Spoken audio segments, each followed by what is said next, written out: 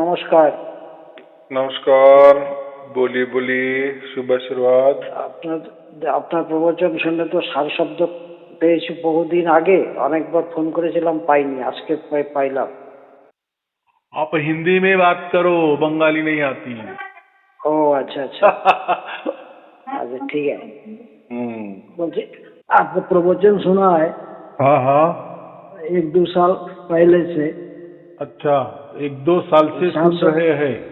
हाँ, अच्छा। सार शब्द तो हमको बहुत दिन मिला है। अरे वाह, बहुत अच्छे बहुत अच्छे। हाँ, हाँ, आपको कोटि कोटि प्रणाम करता हूँ। अच्छा, आप बताने के लिए मुझे फोन की कि सार शब्द हाँ आपको प्राप्त हो गया। हाँ अच्छा, तो आप पहले वीडियो देखते थे?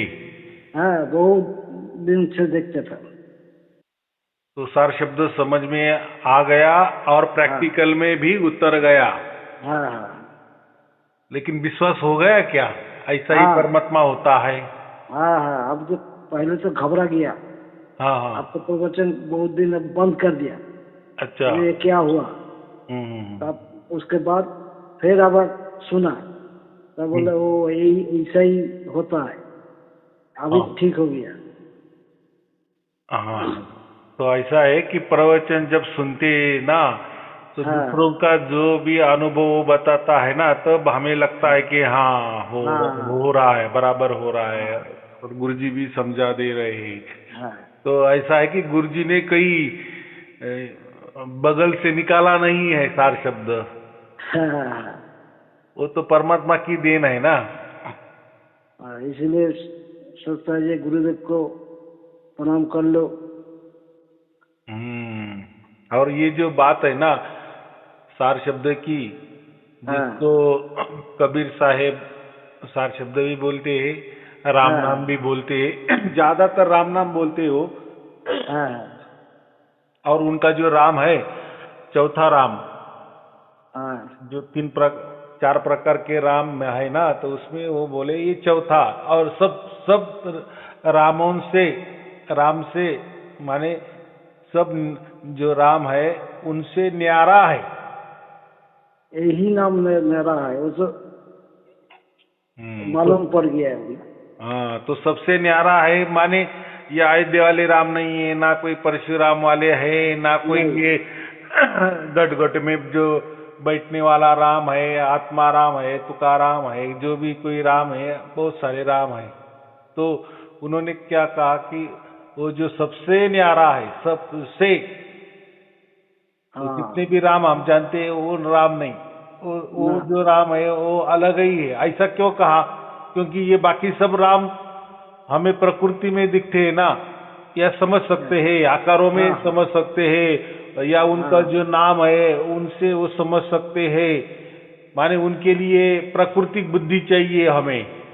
हाँ, ठीक बोला। माने सभी रामों के लिए, सभी राम जानने के लिए हमें प्राकृतिक बुद्धि चाहिए, व्यावहारिक बुद्धि चाहिए, और वो समझ भी सकते हैं। उनको नाम है, उनको आकार है, उनकी पहचान है, उनका इतिहास है, हिस्ट्री है, बराबर, हाँ उनकी पहचान है। लेकिन सबसे न्यारा का मतलब ये है कि ये जो हम जो जान रहे हैं बाकी राम आकारों वाले हैं, तो हाँ वो या सगुन है, सगुन साकार वाले है, तो इसमें से वो नहीं है। माने उल्टा इसका पूरे जितने भी राम है, हाँ जो जैसे राम है उससे उल्टा, न्यारा, अलग थलग, माने निर्गुण निराकार और उसके भी हाँ परे। निर्गुण हाँ निराकार का एक अर्थ क्या होता है? कुछ उसमें गुण भी नहीं है, और निराकार है, कोई आकार भी नहीं है, माने पूरे शून्यवत है। लेकिन परमात्मा तो ऐसा शून्यवत तो नहीं ना, नहीं, निराकार कंटेंट है। नहीं है। निराकार माने उसको कोई आकार नहीं, ये बात है। लेकिन वो निर्गुण, और वो निर्गुण भी निर्गुण के भी परे है ना। हाँ माने ये जो सत्व रज तम, ये जो गुण होते हैं वो गुणों से भी परे है। इसलिए क्या कहते हैं? निर्गुण निराकार। निर्गुण माने हाँ उसको ये गुण नहीं है, ये प्रपंच वाले संसार वाले ये जो गुण हम बोलते हैं ना, सत्व रज तम, माने सत्व में जन्मना, पालना, मृत्यु होना, आकारों में रहना, दिखना, नहीं दिखना, तो ये बातें ही नहीं है। तो उन्होंने वही कहा ना कि परमात्मा जो होता है सगुण साकार। क्या कहा? ये जो सगुण माने जिसमें सब सारे गुण हैं और वो साकार है, माने आकारों में है, सगुण साकार, और निर्गुण निराकार। और जो निर्गुण माने कुछ भी उसमें गुण नहीं है, उसके गुण अलग ही है, लेकिन हमारे जो संसारिक गुण है वो उसमें नहीं है, और निराकार माने कोई आकार नहीं है। तो ये दोनों के वो परे है। तो जब हमें सार शब्द प्राप्त होता है तो फिर वैसा के वैसा प्राप्त होता है ना, फिर उसमें ये व्याख्या में बैठता है ना हमारा परमात्मा। अभी देखो सार शब्द आपको प्राप्त हुआ, तो कोई बोलेगा कि उसका कोई ड्राइंग निकालो, चित्र निकालो, नहीं बोल सकते, नहीं तो बोल सकते। आप बोलेंगे नहीं निकाल सकता, अरे वो तो निर्गुण है या निराकार है, निराकार है, तो मैं उसका आकार कैसा निकालूं? और निर्गुण माने कोई बोलेगा वो कोई नमकीन है, कोई मीठा है वो भी नहीं बोल सकते। वो भी बात नहीं, तो कोई ऐसे गुण नहीं है। तो फिर बोलेंगे ये ऐसा कैसा निर्गुण निराकार है, फिर सगुण साकार है क्या? फिर उसका कोई आकार है क्या? तो वो भी नहीं। उसमें कोई गुण है क्या? तो कोई गुण नहीं है। लेकिन माने उसका हम सिर्फ अनुभव कर सकते हैं। उसकी हमें अनुभूति हो रही है। हमें अनुभूति हो रही माने हमारे आत्मा को उसकी अनुभूति हो रही है। हमारा आत्मा जान रहा है वो परमात्मा को, वो जो निर्गुण निराकार और सगुण साकार के परे जो परमात्मा है, उसके अनुभव में हमारा आत्मा अभी है। उससे योग किया हुआ है, उसके सन्मुख है, एक मुखी है, एक मुख में है, वगैरह वगैरह। तो समझने वाला क्या समझेगा? नहीं समझ सकता ना। हाँ, वो बोल नहीं सकेगा, किसी को बोलना भी नहीं सकेगा। वो यही बोलेगा यार तुम ये भी नहीं बोल रहे, वो भी नहीं बोल रहे, तो फिर क्या? तो देखो जिसको भी सार शब्द प्राप्त नहीं होता ना, तो वो आदमी कभी परमात्मा पर भरोसा नहीं रख सकता। सार शब्दी ही जो है, सार शब्दी जो हम उसको संत कहते, कि सार शब्दी को हम संत क्यों कहते? कि परमात्मा तो सत्य है ना, और सत्य उसके अंदर उतर जाता है तो वो संत बन जाता है। तो एक संत के बगैर कोई परमात्मा की पहचान नहीं कर सकता, बगैर संत परमात्मा की पहचान नहीं कर सकता। अगर किसको अनुभव ही नहीं है, कोई बोलेगा परमात्मा होता है, तो वो भी नहीं बता सकता कि परमात्मा होता है। तो हमने पूछा भाई क्या कैसा होता है, तो वो बोलेगा ऐसा कैसा, हमारे गुरुजी ने कहा परमात्मा होता है, हमारे धर्मगुरु ने कहा परमात्मा होता है, हमारे धर्म ग्रंथ कह रहे कि परमात्मा होता है, वो कह रहा है परमात्मा होता है, सब कह रहे परमात्मा होता है, इसलिए परमात्मा होता है। बात गलत है ना। तू उसका अनुभव हुआ, उस तत्व का तुझे अनुभव हुआ। अगर उसका अनुभव नहीं हुआ तो ऐसा कहने से नहीं मैं परमात्मा को बहुत मानता हूँ, परमात्मा होता है, कोई मतलब नहीं उससे। उससे कोई मतलब नहीं है, बराबर। और जो कहेगा कि परमात्मा नहीं है, नास्तिक है वो। तो वो भी नहीं बता सकता कि परमात्मा, क्योंकि उसको बेचारे का अनुभव नहीं हुआ होता है। और वो भी यही कहता है कि नहीं, हमारे पिताजी नहीं मानते थे, हमारे गुरु नहीं मानते थे, हमारा धर्म नहीं मानता है परमात्मा वगैरह कुछ होता है। वो भी जैसा ये आस्तिक बोलता है वैसा वो नास्तिक भी वही बोलेगा ना। माने दूसरों का मत, दूसरे बोल रहे कि परमात्मा नहीं होता इसलिए परमात्मा नहीं होता, आस्तिक वाला बोलता है सब कहते हैं कि परमात्मा होता है और होगा, लेकिन दोनों की बात गलत है, बराबर ना। हाँ हाँ, लेकिन एक सार शब्दी डंके की चोट पे कह सकता है कि हाँ परमात्मा होता है। हाँ। तो कोई बोलेगा जिसको होता है तो मिला है दिखाओ, वही बोल सकता है। होता है तो दिखाओ। तो हाँ, अभी वहां हम अटक जाते हैं। हाँ तो अभी उसको हम उदाहरण दे सकते हैं ना भाई, कोई वायर है, तार है, इलेक्ट्रिक करंट वाली वायर है, तार है। तो जैसे हम लंबे से देखते हैं तो हमें क्या वायर नजर आती है ना, तार नजर आती है। हाँ वो तो कोई नई बात नहीं है।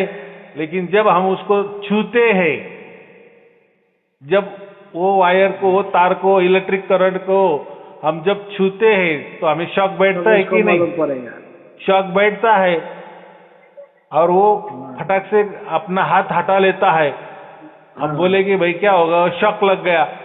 तो हम बोलेंगे कैसा क्या शॉक लग गया, दिखाओ उसका चित्र निकालो, कैसा शॉक लग गया आपको, किसने आपको झटका मार दिया, कौन सी ऐसी शक्ति थी उसने आपको वायर को हाथ नहीं लगा दिया, तार को हाथ नहीं लगाने दिया, तार को छूने नहीं दिया। तो वो बोलेगा वो कुछ नहीं मालूम, लेकिन मुझे अनुभव हुआ कि इसमें गड़बड़ है, ये तार में करंट है, लेकिन करंट कैसा होता है उसका मैं चित्र नहीं बना सकता, उसका अनुभव ही लेना पड़ता है। चाहे फिर वो कोई मशीनरी लगा के उसका अनुभव, क्योंकि करंट भी क्या है, ये तो जड़ है ना, प्राकृतिक है ना। तो प्रकृति में जो बने यंत्र है, मशीनरी है, उससे हम नाप सकते हैं, उसको नाप तोल सकते हैं कि हाँ इतना करंट है, ये वायर में जा रहा है, बराबर। टेस्टर से टेस्टिंग कर सकते हैं। लेकिन ये जो परमात्मा है, या हम परमात्मा का अनुभव कर रहे हैं, जो हमारी आत्मा परमात्मा का अनुभव कर रहा है, उससे जुड़ गया है, उससे योग किया है, वो हमारे सिवा हम दूसरों को नहीं बता सकते, बराबर। और वो बताने वाली बात नहीं है। अगर परमात्मा हमारे बोलने में आ जाता, उसका अगर हम वो जो उसका जो कोई गुण होगा, वो गुण का वर्णन अगर हमने करने को गए तो फिर परमात्मा हमारे हाथों में आ गया ना। हम परमात्मा को बताने लगे अगर, तो माने उसको आकारों में कोई उसका चित्र निकालने लगे या कुछ भी, तो परमात्मा हमारे हाथों में आ गया ना। वो तो सही होगा। हाँ, लेकिन परमात्मा का अनुभव हमें होता है, लेकिन वो अनुभव हम दूसरों को बांट नहीं सकते, बराबर। हो सकता है दूसरा क्या बोलेगा, अरे बकवास करता है, इसको कुछ प्राप्त नहीं है, कुछ नहीं है, और ये क्योंकि ये बता भी नहीं रहा है, कुछ चित्र भी नहीं निकाल रहा है, कोई दिखा भी नहीं रहा है क्या इसके जैसा होता है, उसके जैसा होता है, ये आकार वाला होता है, पानी जैसा होता है, अग्नि जैसा होता है, कि सब बोल रहे नहीं नहीं नहीं नहीं नहीं नहीं। इसका साफ मतलब है इसको कोई सार शब्द प्राप्त नहीं हुआ है, या इसको तो भाई परमात्मा की लीला परमात्मा जाने, बस हमें विश्वास हो गया, हमारे आत्मा को विश्वास हो गया ना। ये महत्वपूर्ण है ना। दूसरों को हम क्यों विश्वास दे रहे हैं, हमको जरूरी नहीं है, और उसको विश्वास भी दे दिए, उसको विश्वास भी हो गया, तो उससे उसका क्या होने वाला है और हमें क्या मिलने वाला है, बराबर कि नहीं। उसको बता दिए कि हाँ हाँ ऐसा ऐसा होता है, ये अनुभव होता है, ठीक है, वो सुन लेगा। अगर उसका विश्वास सही नहीं होगा हमारे जो हम कहेंगे उसके ऊपर, तो क्या बोलेगा वो, और क्यों हमें झंझट करनी है। क्योंकि देखो, आप अकेले आप जन्मे हो, अकेले मर जाने हो, अकेले का हिसाब, कर्मों का हिसाब होने वाला है। तो दूसरों को हम बताए ना बताए उसको कोई फर्क पड़ने वाला नहीं है, बराबर। हाँ हाँ या हमें कोई बख्शिश भी मिलने वाली नहीं है, उसने जान भी लिया। एक तो पहली बात हम बता ही नहीं सकते। परमात्मा के लीला परमात्मा जाने, माने परमात्मा ने उसकी सेटिंग, उसकी प्रणाली ऐसी बना दी है। तो हम ऐसे समझो कि लोग हमें मूर्खता में निकालेंगे, पागल कहेंगे कि भाई मैं सार शब्दी हूँ, मैं सार शब्दी संत हूँ, मैं अनुभव कर रहा हूँ, लेकिन हम वो अनुभव दूसरों को बता नहीं सकते, शेयर नहीं कर सकते। ठीक। तो ठीक है ना, नहीं करना। देखो वो जो परमात्मा का अनुभव हमारी आत्मा कर रही है, वो हमारे लिए कर रही है। हमें मोक्ष मिल गया है, हमारा उद्धार हो गया है। दूसरों को जाना, उसने जाना भी नहीं जाना, उसको क्या फर्क पड़ने वाला है? ठीक। और हमको भी क्या फर्क पड़ने वाला है? तो परमात्मा देखो उसकी कैसी प्रणाली है, और ऐसी प्रणाली उसकी चलती आई है और आगे ऐसी ही चलती आएगी। माने किसी को अहंकार ही नहीं होगा। अगर ऐसा समझो, ऐसी कुछ हो जाता और हम बता सकते, शब्दों में उसका वर्णन कर सकते, और पूरी खातरी सामने वाले को पूरा विश्वास हो जाता, तो फिर वो परमात्मा में सब परमात्मा का राज ही निकल जाता ना। ठीक। तो परमात्मा जो हम उसको सर्वोच्च बोलते हैं, सर्वोच्च शक्ति बोलते हैं, तो वो सर्वोच्च शक्ति का हम अगर वर्णन करने लगेंगे तो फिर हमारी बुद्धि कितनी, हम कितने महान हो गए ना, फिर परमात्मा के बराबर हो गए। हाँ, तो ये नहीं होता है, क्योंकि उससे हमारा उद्धार हो गया है, हमें मोक्ष मिल गया है, बाकी कुछ नहीं है, बराबर। तो अभी आपको कैसा अनुभव हो रहा है ये महत्वपूर्ण है। आप उसमें आनंदित हो, माने देखो अभी यहाँ आनंदित मैं क्या बोल रहा हूँ कि इतना बड़ा परमात्मा आपको मिल गया, ये जीवन का आपका ये जीवन सफल हो गया, तो उसकी खुशी होती है ना, उसको हम आनंद कहते हैं, बराबर। बाकी बोलेंगे कि आनंद भाई मैं तो दुखी रहता हूँ या मैं सुखी रहता, वो आनंद नहीं, वो तो सुख दुख है। देखो प्रपंच संसार में आपको एक तो सुख मिलेगा, एक तो दुख मिलेगा, दोनों मिलेंगे, बराबर। तीसरा तो मिलेगा नहीं। ऐसा तो कुछ नहीं कि ये एक आदमी है उसको सुख ही सुख है, बचपन से लेके मरते दम तक वो सुखी है, ऐसा नहीं होगा ना। इस संसार में तो वही चलेगा ना, दुनियादारी है भाई। दुनिया का नाम ही दुखालय है, दुखालय से ही दुनिया का नाम पड़ा है, दुनिया नाम पड़ा है। माने यहाँ प्रमुखता दुख ही दुख है। और फिर उस दुख में अगर हमको कोई सुख मिल गया तो मिल गया। माने 1% सुख है तो 99% दुख है। और हमें आदत हो गई है। देखो जो प्राणी है ना वो भी दुखी है, जीव जंतु ये वो भी दुखी है, पशु पंछी भी दुखी है, हम भी दुखी है। तो हम भी कभी न कभी पशु पंछी जीव जंतु प्राणी बने होंगे कि नहीं, तो हमें अभी उसकी आदत हो गई है। ये दुख की हम मनुष्य भी बन गए तो हमें आदत हो गई है। उसका गुण तो कुछ तो मिलेगा ही, बराबर कि नहीं। तो आदत की वजह से हमें वो इतना नहीं लगता है, दुख नहीं लगता है। अभी फिर बोलेंगे कि फिर ऐसी व्यवस्था परमात्मा ने क्यों किया है। तो अगर ऐसी व्यवस्था नहीं होती तो फिर आदमी मोक्ष को कोई पूछेगा ही नहीं ना, परमात्मा को भी पूछेगा नहीं। परमात्मा किस लिए चाहिए? परमात्मा तो है मोक्ष के लिए चाहिए ना, बराबर कि नहीं।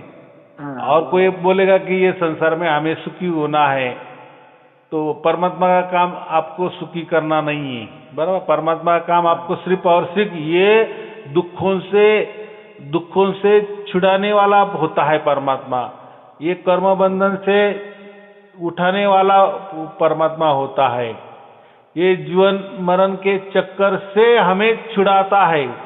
अगर समझो परमात्मा ने वो भी काम कर दिए, बस तू अभी सुखी सुखी हो जा, और हम सुखी हो गए, तो हम सुख में इतने क्या बोले ये हो जाएंगे, घुल मिल जाएंगे, तो परमात्मा की हम याद ही नहीं करेंगे ना।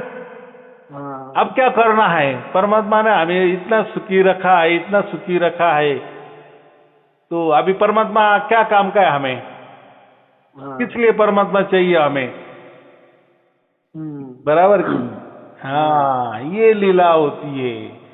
तो परमात्मा हमें कोई या सुख दुख में वो कोई हमें मदद नहीं करता, बराबर। अच्छा, और ये जो सुख दुख होते हैं ये तो हमारे कर्मों का नतीजा है ना, हाँ, वो हमें भुगतने हैं। हाँ, परमात्मा उसमें कोई इंटरफेयर नहीं करता, बराबर। हाँ, अगर करेगा तो फिर लोग उसका फायदा उठाएंगे, बोलेंगे नहीं हमें ये दुख पूरा जीरो कर दो और सुखी सुखी कर दो, और वैसा कर दिए तो फिर परमात्मा को कोई पूछेगा नहीं। तो ऐसा है, ये प्रणाली है, तो परमात्मा इसमें ये कुछ नहीं कर देता, बराबर। हाँ, हाँ, सिर्फ परमात्मा आपकी राह देखता है कि इसके कब निष्काम कर्म पूरे हो जाए। जैसे हमारे निष्काम कर्म पूरे हो जाते हैं, उसी वक्त वो हमें सार शब्द की बख्शिशी दे देता है, सर्टिफिकेट दे देता है अच्छा, कि बच्चा अभी तेरा पूरा हो गया, बराबर। अभी तू इसके आगे, माने तुझे आगे अभी जन्म नहीं है, तू अभी जन्म मरण के चक्कर से छूट गया, कर्म बंधन से तू अभी छूट गया, नियमों से सब अभी तू छूट गया, पूरा अभी तू आजाद हो गया, बराबर। तुझे माने उसका मोक्ष कहते, अभी तू मोक्ष में चला गया है, और जीते जी चला गया है, और जीते जी तेरी तार जुड़ गई है, परमात्मा से योग जुड़ गया है, ऐसा परमात्मा कहता है। और वो अनुभव भी हमें देता है, हाँ, ऐसा खाली ज्ञान नहीं देता, तत्व ज्ञान नहीं देता। तत्व ज्ञान से क्या क्या होने वाला है? हाँ, मैंने अगर आपको कहा कि आप अडानी हो, अंबानी हो, तो बोलने से क्या होगा? आपने मान भी लिया, हाँ हाँ मैं अडानी हूँ, अंबानी हूँ, तो आप उतने अमीर हो जाएंगे? नहीं नहीं, तो ये तर्क क्या काम का है यहाँ? हाँ, हाँ, और वहाँ ऐसा भी नहीं है, परमात्मा के यहाँ न्याय चलता है। हाँ, हाँ, कोई उसकी खुशामद करे तो वो उसको उसका सब कुछ अच्छा कर देगा या उसको मोक्ष दे देगा, ऐसा नहीं है। ये जो मोक्ष भी मिलता है ये हमारे निष्काम कर्मों के वजह से ही मिलता है, बराबर। अगर हमें स्वर्ग की भी प्राप्ति होती है, सुखों की भी प्राप्ति होती, तो वो हमें सकाम कर्म का नतीजा होता है, पुण्य कर्म का नतीजा होता है। अगर हमें कोई दुख मिलते हैं, आगे मिलते हैं, या कोई दुख भरी हमें योनि मिल जाती है, या पशु पंछी जीव जंतु हम बन जाते हैं, तो वो भी हमारे बुरे कर्मों का नतीजा है, बराबर। लेकिन मोक्ष के लिए सत्कर्म जो है वो काम नहीं आते, परोपकार वो काम नहीं आते, तो वहां निष्काम कर्म ही काम आ जाते हैं। हाँ, क्योंकि थोड़ी देर के लिए सत्कर्म तो अच्छे होते हैं ना, लेकिन उसमें भी आदमी की थोड़ी लालसा होती है ना, आशा होती है ना, कि मैं ये सत्कर्म कर रहा हूँ तो मेरे बच्चों का अच्छा हो जाएगा, मेरी जिंदगी भी अच्छी हो जाएगी, दूसरों का हम अगर भला कर रहे तो परोपकार करो, भला करो, सत्कर्म करो, निष्काम कर्म करो, लेकिन वो सिर्फ और सिर्फ मोक्ष के लिए करो। तभी हम कहेंगे कि हाँ, निष्काम कर्म से ही मोक्ष मिलता है, परोपकार कर्म से मोक्ष मिलता है, दूसरों की भलाई चाहने से मोक्ष मिलता है। हाँ, लेकिन ऐसा नहीं कि सभी वही काम करते जाए, हमारा संसार का ऐसा ही छोड़ दे, व्यापार छोड़ दे, या हम सन्यासी बन जाए, तो देखो मैंने तो सब छोड़ दिया। परमात्मा वो नहीं कहता, आपको कुछ छोड़ना नहीं है, बराबर। हाँ, लेकिन टाइम टाइम पे थोड़ा सत्कर्म करते जाना है। हाँ आगे की यात्रा के लिए वही चलन हमें आने वाला है। हाँ, पिछले जितने सत्कर्म किए तो ये जन्म में उसकी बख्शिश के रूप में हमें परमात्मा ने मोक्ष दे दिया है, सार शब्द दे दिया है, बराबर। लेकिन अभी तो बहुत सारा शेष जीवन है ना हमारा, हाँ तो और हम सत्कर्म करेंगे, ज्यादा से ज्यादा सत्कर्म करेंगे। उल्टा हमें तो अभी इतना बड़ा हमें एक शक्ति आ गई है और इतना बड़ा हमें विश्वास हो गया है कि देखो मैंने पिछले करोड़ों जन्म में जो भी सत्कर्म किए होंगे तो हाँ। वो पूंजी से, वो जमा पूंजी से थोड़ी थोड़े सत्कर्म करने से, परोपकार करने से तो ये पूंजी जमा हुई और ये जन्म में मुझे साक्षात परमात्मा ने सार शब्द दे दिया, मोक्ष दे दिया, माने उसका कंफर्मेशन कर दिया। तो फिर उल्टा अभी तो मेरा जीवन तो अभी बहुत शेष है कि नहीं, चलो आगे जन्म नहीं मिलेगा लेकिन ये जन्म तो शेष है ना, तो और मैं सत्कर्म करूंगा और परोपकार करूंगा और लोगों की भलाई करूंगा। तो उससे क्या होगा फिर, अभी पिछले सत्कर्म से या पिछले जो हमने अच्छे काम किए उसका नतीजा, माने जो करोड़ों करोड़ों जन्म में हमने कोई छोटे छोटे सत्कर्म किए होंगे, परोपकार किए होंगे, उसका नतीजा परमात्मा ने ये जन्म में उसकी बख्शिश हमें मोक्ष दे दिया, बराबर। तो फिर हमें कोई बोलेगा हमें अभी क्यों हम सत्कर्म करने हैं, हमें अभी क्या जरूरत है, ऐसा नहीं। हमें अभी सत्कर्म क्यों करने हैं ज्यादा से ज्यादा, तो हम जब मोक्ष में जाएंगे तो यही चलन काम आता है, उसका काम आएगा ना, वो भी काम आएगा ना, क्योंकि हमारे जो कर्म है ये सकाम कर्म हमारे साथ नहीं जाएंगे, पाप पुण्य हमारे वो तो जीरो हो गए। जिसको भी सार शब्द प्राप्त हो जाता है उसके पाप पुण्य जीरो हो गए, क्योंकि पाप पुण्य से ही हमें जन्म मृत्यु मिलता है कि नहीं, जन्म मिलता है कि नहीं, आगे वाली योनि मिलती है कि नहीं, या हमारा ट्रांसफर आगे आगे में होता है, वो ये चक्कर से होता है ना, पाप पुण्य से हमें जन्म मिलते। लेकिन अभी तो हमें अगला जन्म ही नहीं, क्यों, तो हमारे अभी पाप पुण्य परमात्मा ने जीरो कर दिए। अच्छा, हाँ, यहाँ सिर्फ क्या काम आए, ना पाप काम आया ना पुण्य काम आया, तो हमारे जो सत्कर्म थे थोड़े थोड़े करते होंगे हमने, वही जमा हो गए, वही इकट्ठा हो गए और परमात्मा ने हमें मोक्ष दे दिया, जीते जी दे दिया। हाँ, और फिर हम क्या करें, उल्टा अभी हमें तो गारंटी आ गई ना, विश्वास आ गया, अरे यार परमात्मा ने हमारा देखो कितना हिसाब रखा, हमें भी मालूम नहीं कि हमने सचमुच में इतने सत्कर्म किए होंगे कि हमें मोक्ष मिल गया। तो किए ही होंगे ना, इसलिए तो हमें मिला ना भाई। देखो परीक्षा में हमने अच्छा पेपर दिया इसलिए अच्छे मार्क से पास हो गए ना, कोई ऊपर से तो मार्क हमें नहीं दिए ना, हमारा नतीजा है, हमने अच्छे पेपर दिए, अच्छे पेपर दिए तो अच्छे मार्क्स से पास हो गए, तो भाई हमारा नतीजा है ना, वो सामने आ गया। तो वैसे हमने बहुत सारी सत्कर्म किए होंगे, हम भूल गए हैं, लेकिन जब परमात्मा ने उसका हिसाब किताब रखा ना, करोड़ों करोड़ों जन्मों का हिसाब उसने रखा, उसमें जो भी कुछ कुछ छोटे छोटे थोड़े थोड़े सत्कर्म होते होंगे वो उसने जमा किए और उसकी बख्शिश ये जन्म में हमें दे दिया। तो अभी हमारा कुछ शेष जीवन है, तो शेष जीवन में हमें वो सत्कर्म करने ही चालू रखने पड़ेंगे।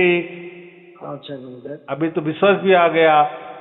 वो फिर अभी अगर हमें मोक्ष भी मिल गया तो अभी फिर सत्कर्म करने की क्या जरूरत है, तो वो हमें वहां काम आते हैं, वो यही पूंजी वापस हम, क्योंकि सत्कर्म तो मोक्ष के लिए होते हैं, तो ये सत्कर्म का चलन जो है वो हमारे साथ आता है, बाकी नहीं आएगा, बाकी तो जीरो हो गया है।